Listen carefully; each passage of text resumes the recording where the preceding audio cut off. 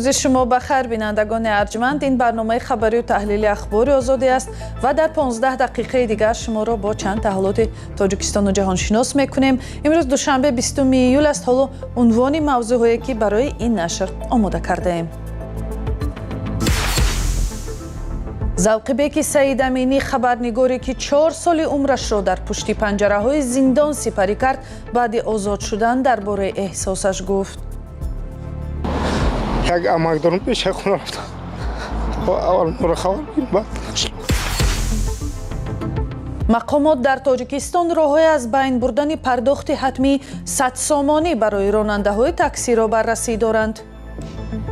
زمینه جورا هست 100% با کار درآید. ما علاقه به فایز میگذاریم.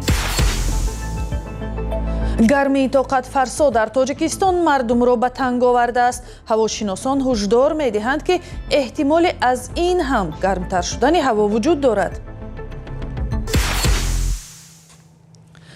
بر اساس قانون عفو بعد 4 سال حبس 2 خبرنگار تاجیک از زندان آزاد شدند. ذوقبک سعید امینی 43 ساله و عبدالستار پیر محمدزاده 48 ساله که سال 2022 به 7 سال زندان محکوم شده بودند، روز شنبه از محبس آزاد شده به نزد عائله‌هایشان برگشتند. مقامات هر دوی آنها را سال 2022 به همکاری با گروه‌های ممنوع متهم کردند، اما خودشان گفتند که هیچ گناهی نکردند. ارشاد سلیمانی و امیر سای با ذوقبک سعید امینی صحبت کردند و نخست از احساسش در ساعت‌های اول آزادی پرسیدند. فکر میکنید که در یک دنیای دیگه آمدی؟ فکر میکنید که در یک کشور دیگه بودی؟ چون لحظه اول است، هیجان هم شاید زیادتر است، گپم شاید بعضی گپ‌های باشه که بعدتر در خیال میاد. بله انشالله اینجا یک کلان سالا در این زندان بودن من، یک عمام از دنیا گذشت، یک عمکم از دنیا گذشت.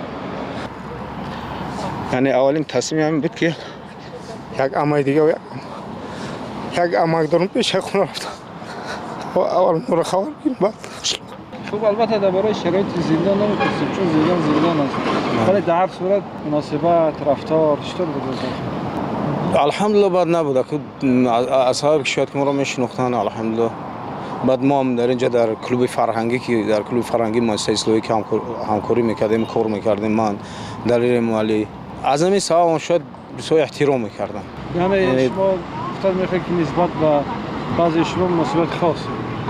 بله. در مدرسه که شما بودین چی کسای دیگه از روزنامه‌نگارا و اهل ایجاد و اینجا با ما اکا احمد ابراهیم بود، دلیل مالی در اینجا است، عبدالله غربتی در اینجا است، خوشام غلام فنی خوشروز هم اینجا است، جمعه خوشروز. بعد اکا عبدالقادر رستم در اینجا است، نویسنده روزنامه‌نگار. اکا عبدالخلیل است. چه سالش یگان چی کم شد یا نه؟ از اکا عبدالقادر رستم با فکرم ما داشت، با فکرم مورد عفو تطبیق نشد. از اکا احمد ابراهیم 3 سال، از دلیل مالی 3 سال، از عبدالله غربتی 3 سال و از خوشروز که ما داشت دیگه بود 1 سال مولات اجازهشون کم کرده شد. یعنی بعد 5 ماه ان شاء الله عبدالله هم با آزادی میبره. نزدیک که شما مثلا در دادگاه سود میشدین، شما گفته بودید که من بیگناه است، ولی که مثلا 4 سال 10 روز 6 دیدین عفو شدید. از این نظرتون چی؟ خب ما گپی میگفتیم، اون یعنی گفتیم نسبت اون که نسبت پروندهمون طریق خود با عزمین مؤسسه اصلاحی با پروکوروری به نام پروکوروری گنرالی در سال 2023 با طریق خود رهبر ریاست اجرایی جزا مکتوب روان کردیم نسبت پروندهمون که دیده برآمده شود و بعدا طریق امبودسمن امید بابازاده هم باز یک مکتوب دیگه پروکوروری گنرالی باز روان کردیم نسبت پروندهمون.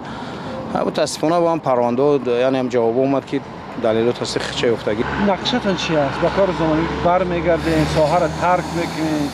درستی میگم که من هیچی گفتن من نمیدونم. آنها که یک فضا را دیدن در کار فکر میکنم با یکم صاحب کاری مشغول شدن خوبتر است. فکر میکنم مقامات تاجیکستان میگویند بررسی مسئله از بین بردن باج حتمی 100 سامانی از رانندگان تاکسی در دوشنبه ادامه دارد.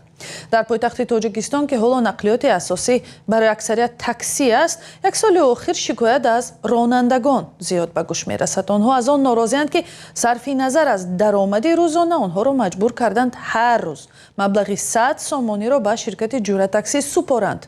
این گزارش را هم همکارانم ارشاد سلیمانی و امیری صایف تهیه کردند. با کاهش شرکت‌های تاکسی در دوشنبه و جاری شدن پایگاه جوره در اینجا، شکایت و تنقید مشتریان به مراتب زیاد شد. اما وزیر نقلیات تاجیکستان عظیم ابراهیم میگوید اصلاحات شرکت‌های تاکسی به نزدیکی پایان یافته و از بهتر خواهد شد. در همون پلتفرم جوره همین خیلی است که اگر راننده تاکسی 4 بار رد کند از کار رانده میشه، یعنی درخواست است. برای همین حاضر کاربری رفته شده است که همین رو ما در شکل معیار معاصر زمانوی جا کنیم. تا 2 سال پیش در دوشنبه نزدیک به 10 شرکت تاکسی وجود داشت و مشتریان و راننده ها عمدتاً راضی بودند. پس از یک اصلاحات از سوی شهرداری دوشنبه، بازار تاکسی در اختیار 4 شرکتی نو گذاشته شد. اکنون خواهشمندان نمی توانند با تلفن تاکسی سفارش دهند و رانندگان قطع نظر از درآمد مجبورند هر روز به شرکت ها 100 سامانی بپردازند. برخی راننده ها پیشتر به رادیو آزادی گفته بودند که پرداخت اجباری برایشان خیلی گران است. 100 сом пул кор кини накини мақсад ҳам 100 сом пула месупорӣ.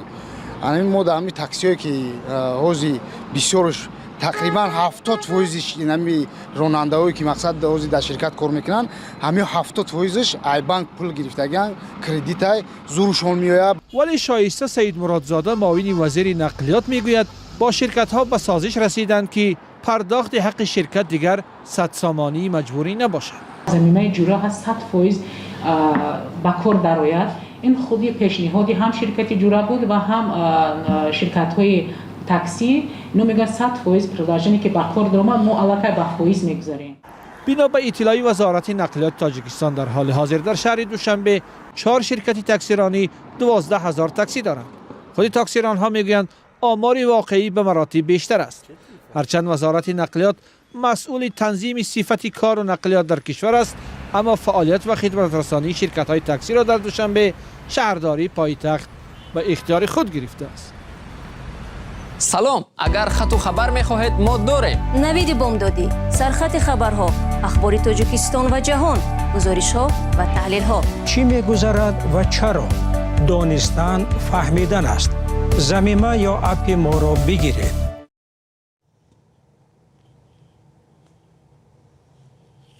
نیروهای آمریکایی اینک روز نهم است که حمله‌های هوایی به ایران را ادامه می‌دهند و روز دوشنبه ارتش جمهوری اسلامی هم در پاسخ به پایگاه‌های آمریکا در کشورهای عربی ضربه زدند. با شدت گرفتن حمله‌ها، نگرانی‌ها از وضع کشتیرانی در گذرگاه هرمز، یکی از راه‌های مهم تامین بازارهای جهانی با نفت و گاز، افزایش یافته است. همکارم طاهری سفر گزارش می‌دهد. سپاه پاسداران انقلاب اسلامی ایران روز دوشنبه گفت با موشک‌های بالستیکی هواپیماهای آمریکایی را در فرودگاه عقبه اردن هدف گرفته به تأسیسات و پایگاه‌های نظامی آمریکا در کویت و سوریه ضربه زده است. در بحرین بانگ خطر را به کار انداختند و ارتش کویت گفت پهپادهای ایرانی را در هوا رهگیری و نابود کرده است. با وجود سازشنامه آتشبس موقتی در یک ماه پیش، حمله‌های متقابل آمریکا و ایران به یکدیگر ادامه دارند. فرمانده مرکزی نیروهای مسلح آمریکا در یک بیانیه گفت که حمله‌های نو را با هدف ضعیف کردن توانایی ایران در حمله به کشتی‌های تجارتی آغاز کرده است.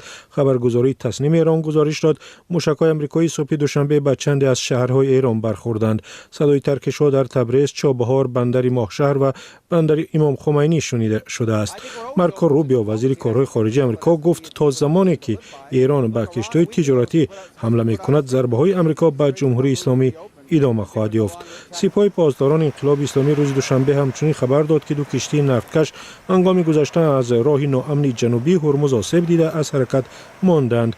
تنگی هرمز یکی از مهمترین راههای تامین بازارهای جهان با نفت و گاز مایع است و 20% از آن مواد سوخت مهم کشورهای خلیج فارس از این راه می‌گذرد.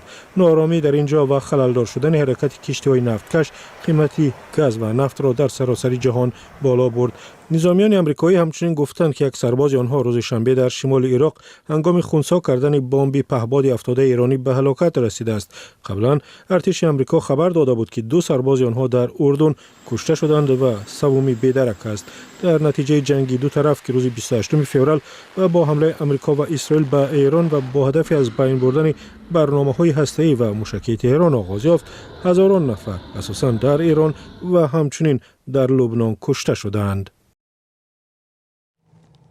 و در ادامه همین مناقشه بین المللی یک خبر از دوشنبه، مقامات در دوشنبه بازداشت یک شهروند 33 ساله تاجیکستان را با اتهام جاسوسی در اسرائیل پیگیری داشتند. وزارت کارهای خارجه میگوید برای تصدیق هویت و شهروندی شخص گمانبر توسط راههای دیپلماتی با مقامات اسرائیل تماس گرفته است. دفتر مطبوعاتی وزارت در یک جواب خطی به رادیو آزادی گفت که منتظر پاسخ رسمی جانب اسرائیل هستند و تا حال نسبت به دستگیر شدن شهروند به آنها یگان معلومات رسمی دسترس نشده است. خدمات امنیت اسرائیل روز 2 ایول گفت یک شهروند تاجیکستان و روسیه را با اتهام جاسوسی به نفع ایران بازداشت کردند. با گفته مقامات اسرائیل، بهروز صابرجان که او را بهروز دودوبایف هم مینامند، با خدمات اکتشافی ایران درباره مکان رسیدن موشک‌ها ساحل‌های حیفا و یک مؤسسه نظامی اطلاع جمع آورده فرستاده است. سنجیدن درستی این اتهام به واسطه منابع مستقل فعلا امکان ندارد. رسانه‌ها و دادستانی و دادگاه اسرائیل درباره موقع شهروند بازداشت شده تاجیکستان تا حال چیزی نگفتند. در تاجیکستان که گرمی طاقت فرسا تا به مرز 45 درجه رسیده است، مردم خود را به هر جای سردتر میزنند تا از این هوای داغ دورتر باشند. اما در همین روزهای گرم بنابر به احتیاطی موردهای غرق شدنی به خصوص بچه ها بیشتر می شود. علیشیر ظریفی در این باره و هوای گرم روزهای آینده گزارش می دهد. شیرافکن ساکنی نویه فرخور میگوید روزهای آخر حرارت هوا در این گوشه ولایت ختلان بالا رفته کارو زندگی را مشکل گردانده است. این است که او و همدیگانش برای خلاصی از گرمی طاقت فرسا خود را به لب رود و جویبار میزنند. برای که ایسوات 10 روز گرمی تا 40 درجه را میخیزه، دیگه نه حرکت در اگراتکاری میکنی نه حرکت در کارخانه میکنی، مجبوری که بیای در لب او خط سلخین کنی در سویا. لب او نسبت ای دیگر جو سلخین تر ای. این روزها گرمی هوا در منطقه کلاب از 40 درجه بالاست. مسئولان آژانسی هواشناسی تاجیکستان هشدار دادند که چنین وضع احتمال تا 21 ایول ادامه کند. از مردم خواسته شده است که از ساعت 11 روز تا 4 بیگاه در زیر آفتاب نایستند. هر روز صدها نفر در منطقه کلاب برای آببازی به ساحل این رودخانه میآیند. کودکان نیز هستند و زنان و مردان هم. تقریبا یک هفته می شود که خیلی گرمی میکنه، از چیز بالا میکند. چیزی که شما میبینین همینجا آدم ها بیسور تقریبا همین یه هفته زیادتر شد چی بالا خلاصه گپ کم فستن نمیجاییم. مقامات هشدار دادند که مردم به ویژه کودکان هنگام آببازی در رودخانه ها احتیاط کنند تا غرق نشوند. ساکنان در منطقه کلاب میگویند یکی از سبب‌های اساسی رو آوردن آنها به رود و نهرها نبودن حفظ‌های شناوری است. در یک آگاهینامه اداره حالت‌های فوق‌العاده در ولایت ختلان گفته شده است که حرارت در بعضی از منطقه‌ها تا 46 درجه خواهد رسید و این حالت احتمال آمدن سیل را بیشتر گردانده است. منبع گفته است در حوض‌های دریاهای پنج، زرافشان و وحش بلندشوی سطح آب در نظر است و بنابراین از مأموران نجات خواسته شده است که به هر وضعیت آماده باشند. اما تنها گوشه‌های تاجیکستان نیست که مردم از گرما راه نجات می‌جویند. در ازبکستان به دلیل گرمای طاقت فرسا موقتاً در کودکستان‌ها را بسته و حرکت ماشین‌های باربر را محدود کردند. بینندگان ارجمند، در همین جا 15 دقیقه برنامه اخبار آزادی هم به پایان میرسد. فکر و نظرهای خود را درباره این برنامه و دیگر مطالب رادیوی آزادی حتما نویسید. ҳамкорони мо пайгирии хабару гузоришҳои муҳими рӯзро идома медиҳанд. ҳамаи хабару гузоришҳои радиои озодӣ дар сомонаи мо дастрас аст ozodi.org. саҳифаҳои мо дар шабакаҳои иҷтимоӣ ҳам дар хидмати шумо ҳастанд. Instagram, Facebook, TikTok, Telegram ва YouTube. ҳамаи ин саҳифаҳо ҳам ба шумо матну видео ва акс аз ҳодисаҳои рӯзро тақдим мекунанд. ёдовар мешавем ки шумо ҳам метавонед дар огоҳ кардани дигарон дар бораи хабарҳои муҳим саҳмгузор шавед. агар шоҳиди ҳодисае шудед ба мо матну аксу видео фиристед ва мо бо шумо дар тамос мешавем. то ин лаҳзаҳо аз мо ҳамин, то фардо худо нигаҳбон.